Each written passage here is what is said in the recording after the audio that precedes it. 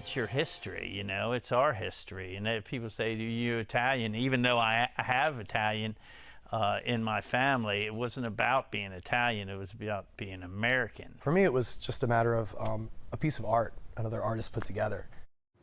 This Columbus Day, a piece of history once dumped into the Inner Harbor could soon have a new home. The White House has agreed to take in a replica of the Christopher Columbus statue that protesters tore down in the city back in 2020.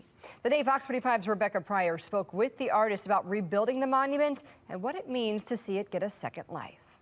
Surrounded by a steel gate, sitting empty next to Baltimore's Little Italy, a marble platform where a statue of Christopher Columbus once stood for decades, gifted to the city from the Italian-American Organizations United and unveiled by President Ronald Reagan.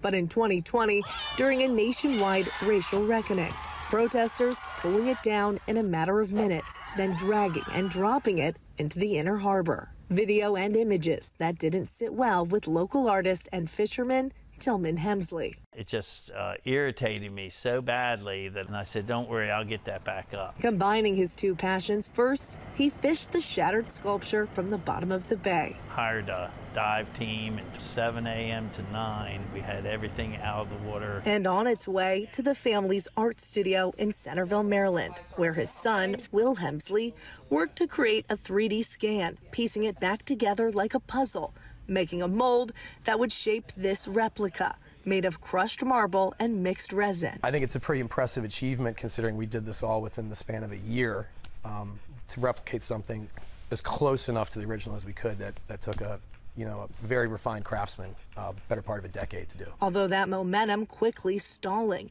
the controversy still surrounding the sculpture, keeping the resurrected explorer stored in the same place for several years. And I think you kind of, unfortunately, had to wait for a time where it was more politically feasible.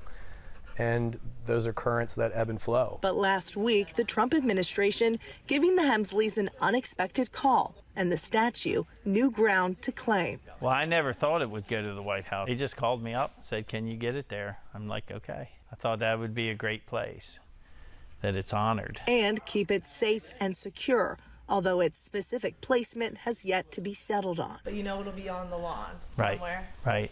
I would say a pretty prominent area.